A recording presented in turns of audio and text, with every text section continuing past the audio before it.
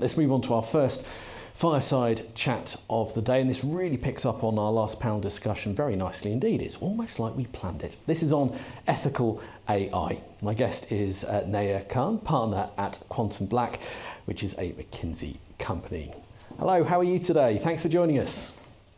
I'm very well, thank you. How are you? Oh, I'm excellent, thank you. Really enjoying the show already today. I feel like we are really getting under the surface of some of these discussions, and you know when you're having to end things a bit early because you're running out of time that it's going well, because everyone's got a lot to say. So we're talking ethical AI, which is, well, something we could do an entire show on, frankly. So for you, let's start at the beginning. Let's start with the easy underarm one. For you, what are the biggest ethical AI challenges? And second part to that, how do we go about mitigating them?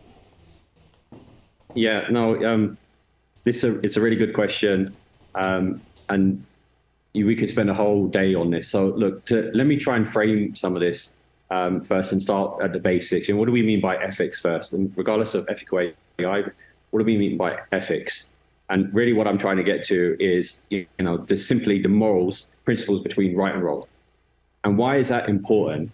Well, to answer that, I'm going to ask some basic questions. Would it be right, for example, to offer higher grades to students if they went to private school, but offer lower grades if they went to public school? Would that be right? Would it be right to hire someone for a software engineering role if they were male, but decline them if they were female? Would that be right? Would it be right to build facial recognition software that only works if you're light-skinned, but doesn't work if you're dark complexion? Would that be right? Like, in these situations, here's the questions. Why is the model or the algorithms or the AI making these decisions? Is it transparent or explainable? Is it favoring one group over another?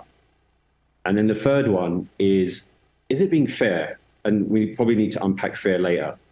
The caveat is, like, these are all real situations, and we'll dive a little bit into each one of them at some point later, I hope. But the consequences of those models making the wrong decision can be life-changing. So, for example, the grading one actually happened in this country a few years ago with the A-level grades, the GCSE grades. 1/3 of students were downgraded from the predicted grades their teachers gave them. And I know this one personally because it happened to someone I know very closely, an A-star student, but she was downgraded because of an algorithm, because she went to a public school. That's life-changing.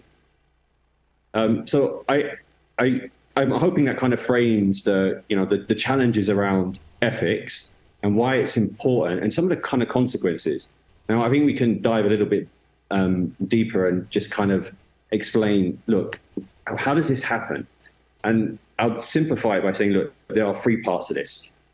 There's the data part, there's who builds the algorithms, these models, and then there's how it's being validated and rolled out. And you could argue, well, how do we govern it and monitor it? But if I look at the data part, there could be systematic biases, and that could be for historical reasons. Detecting that is one thing. But there's a bigger question here. Is the past representative of the future you want to build? So if I look at the example I gave earlier with the software engineers, previously a company probably may have hired male software engineers, and that's the data they had. But is that representative of the future they want to?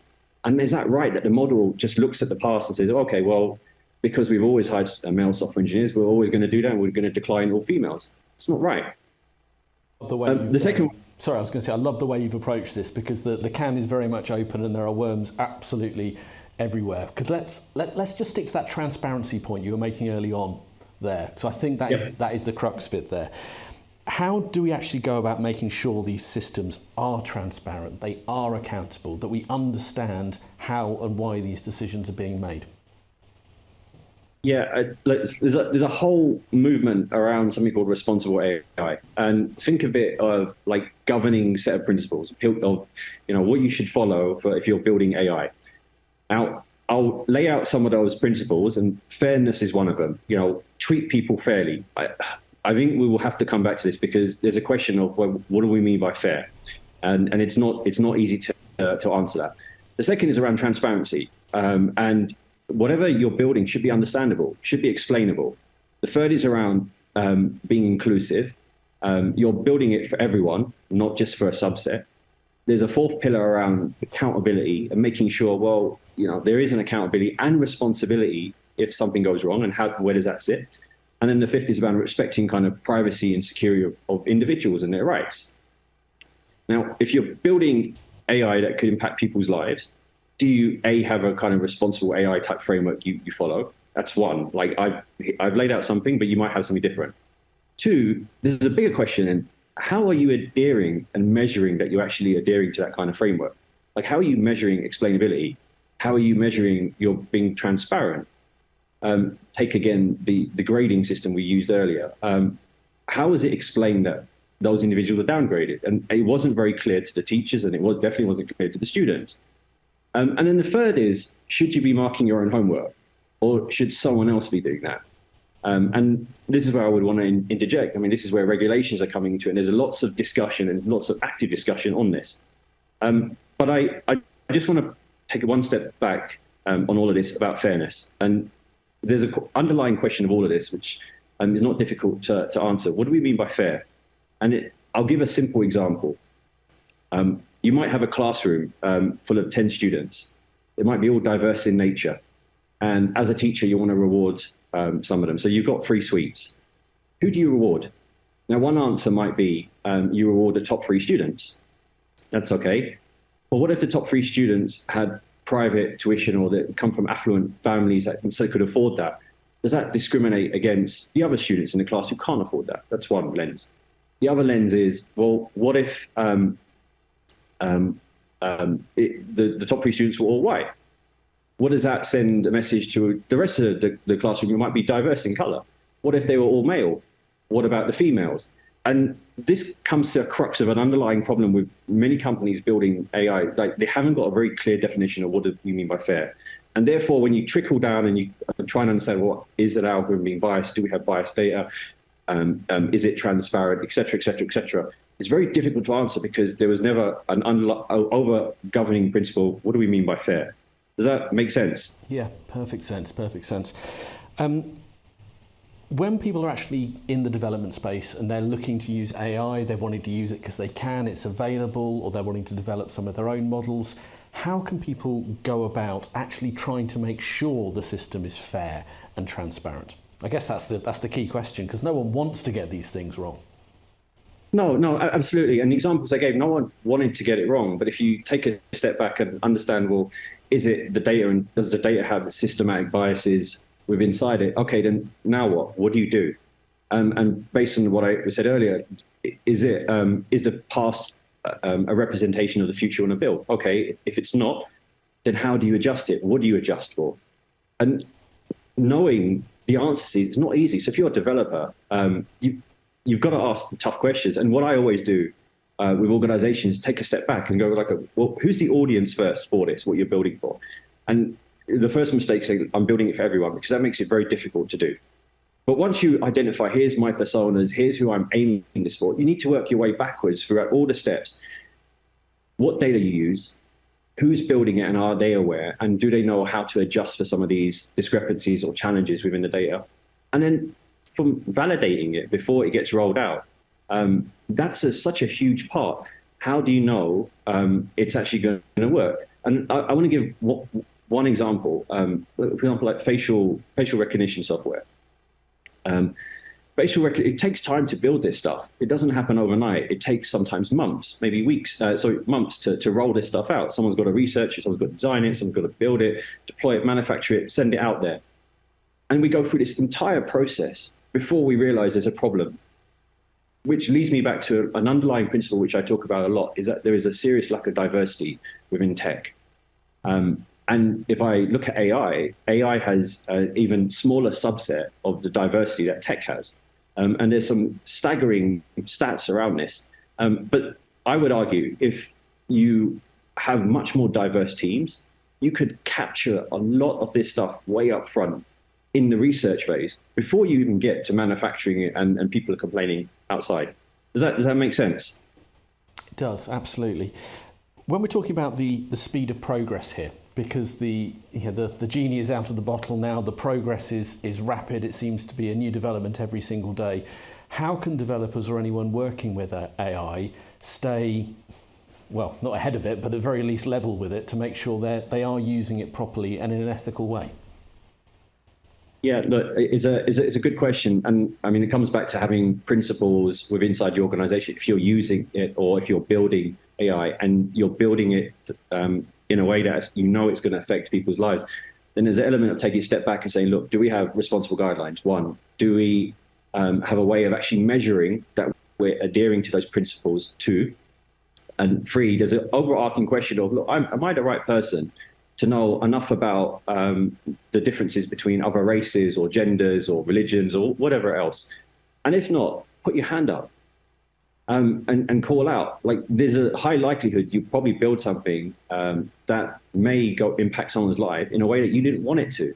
And no one is doing this intentionally, but I think the lens is much more important to look at than traditional software. You mentioned earlier about marking your own homework, which I think is a perfect way to describe it.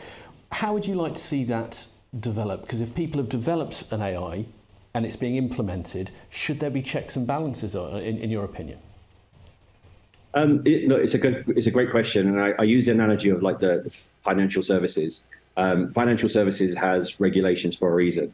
Companies have to prove, within reason, like this is how we operate, and these are the guardrails, et cetera, et cetera. And there are central bodies that are there to ensure that those guardrails are met. It's not otherwise it would become the Wild Wild West. I think eventually at some point, and again, this is my opinion, we're having discussions at the moment with regulations, and it's good because there's a lot of attention on this. We didn't do this before with social media, but we're doing this now with AI. So there's a lot of good discussions. And it'll be interesting to see where this goes. Do governments stand up central bodies? And if so, how does that work? And what I just want to caveat is we're going to have version 1 of whatever these regulations are in the EU, in the UK, in the US, in the Far East. We're going to have kind of version 1. Over time, these will get better and better. But the good thing I want to point out is that at least we're having the dialogue. At least people are becoming more aware. And there's an education piece, which is important.